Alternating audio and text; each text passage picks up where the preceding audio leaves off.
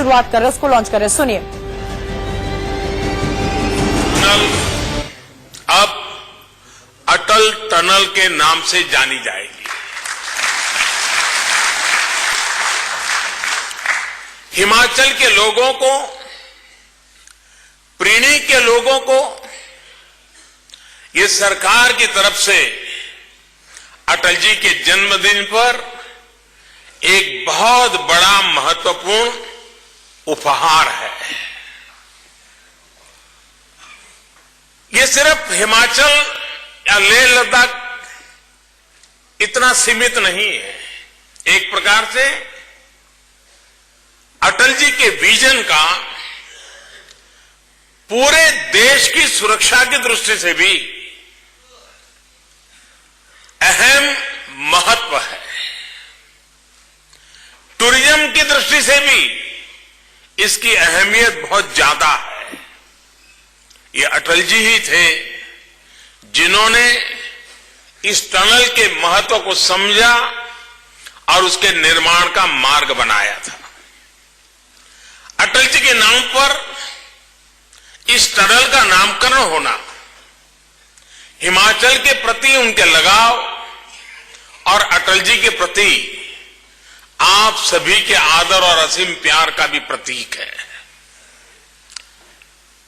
साथियों, मेरे लिए यह भी खुशी की बात है कि मैं उन दिनों में संगठन का काम करता था, हिमाचल में रहा करता था, और जब भी अटल जी का मनाली आना होता था प्रधानमंत्री के रूप में भी, तो स्वाभाविक रूप से एक संगठन की जिम्मेवारी होने के कारण मैं भी वहां रहता था। और ये जो सारा मंथन चला था इस कार्यक्रम का, इस योजना का, तो मुझे भी बड़ी नजदीक से, बड़ी बारीकी से इन चीजों को सुनने का, समझने का मौका मिला। इतना नीचे था, इस साल और नीचे चला गया। थोड़ा ध्यान दोगे तो पता चलेगा कि आपकी आंखों के सामने पानी कितना नीचे चला जा रहा है।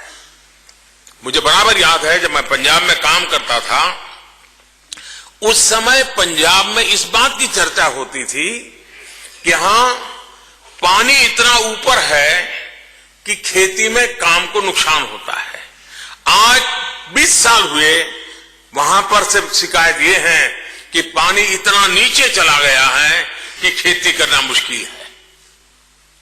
यानी कैसे हालत तेजी से बिगड़ रहे हैं। अगर हम सब जागरूक नहीं होंगे, जिम्मेवारियां नहीं निभाएंगे, तो हम खुद ही अपने आप को कितने गहरे संकट में डाल देंगे। साथियों, इस योजना से महाराष्ट्र, हरियाणा, कर्नाटक, राजस्थान, यूपी, एमपी और गुजरात, इन 7 राज्यों के भूजल को ऊपर उठाने में बहुत मदद मिलेगी। कहने के तो 7 राज्य हैं, लेकिन एक प्रकार से ये हिंदुस्तान का 50% हिस्सा है। बाकी हिस्सा वो है जहां अधिक पानी की समस्या है। बार बार फ्लड आते हैं, बार बार पानी के कारण मुसीबतें आती है, और ये इलाका ऐसा है जो पानी के बिना तरस रहा है। हिंदुस्तान ऐसे संकट से घिरा हुआ है, और देश का प्रधानमंत्री और देश का जल शक्ति मंत्री दोनों ऐसे इलाके से आ रहे हैं जहां पानी की किल्लत क्या होती है, जो जन्म से जानते हैं।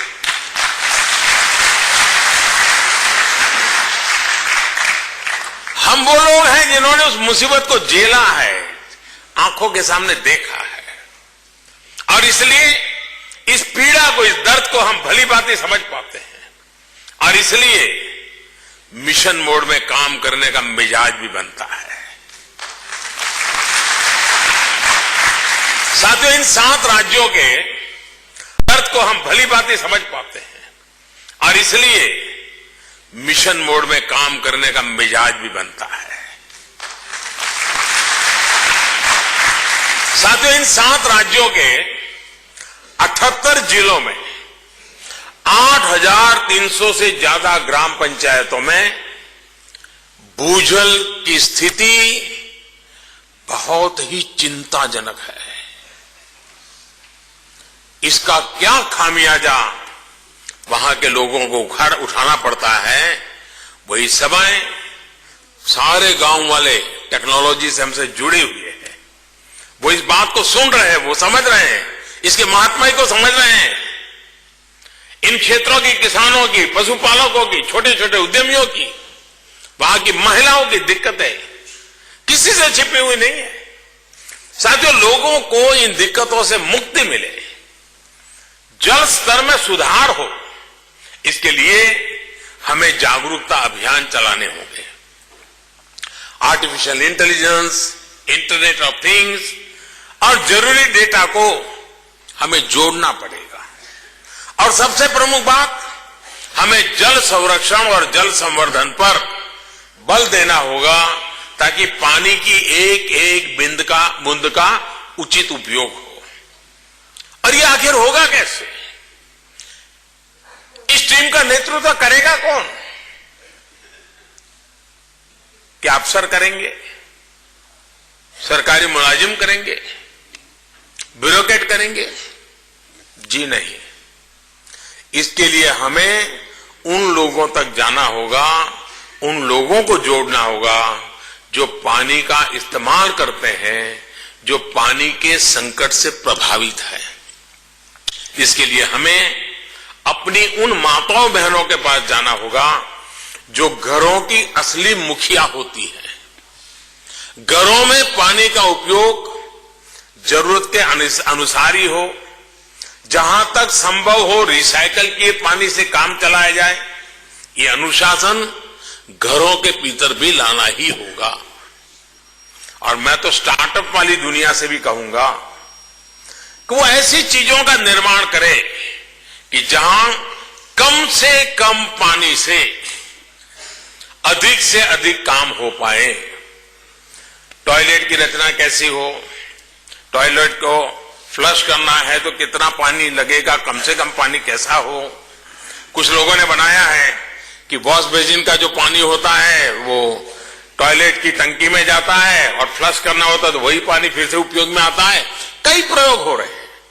स्टार्टअप दुनिया के लोग इसमें आगे आ सकते हैं और पानी की बचत हो, इस प्रकार से पानी का उपयोग घरों में कैसे हो, ऐसी व्यवस्था। जैसे हमने एलईडी बल्ब का अभियान चलाया, 11,000 मेगावाट बिजली बचाने में एलईडी बल्ब अभियान काम कर गया।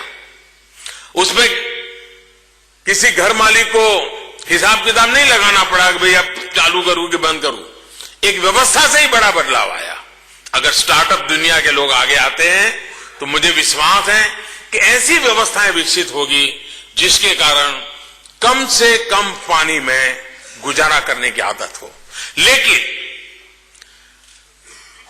घर उपयोग में आने वाला पानी, इसकी मात्रा बहुत ज्यादा नहीं होती है। सबसे ज्यादा पानी का उपयोग हमारे यहां खेती में होता है। अगर हम वहां फोकस करेंगे, और इसके लिए हमें किसानों के पास विशेष रूप से जाना ही होगा। हमारी खेती भूजल से सिंचाई पर बहुत अधिक निर्भर है। और लेकिन यह भी सच है कि हमारी सिंचाई के पुराने तौर तरीकों से बहुत सा पानी बर्बाद हो जाता है। हमारे किसान की एक साइकी बनी हुई है। किसान की बनी हुई है ऐसा नहीं, हम लोगों की बनी हुई है। बाल्टी भर पानी से नहाना है तो लगता है नहाए नहीं है जब तक ये फवारा नहीं चलता है। जैसे हमारी साइकी बनी हुई है, वैसे ही किसान को भी पूरा खेत पानी से लबालब भरा हुआ नहीं दिखता है, तब तक उसको चैन नहीं होता है। उसको लगता है कि बस अब लबालब पानी भर गया, बस अब खेती ठीक है।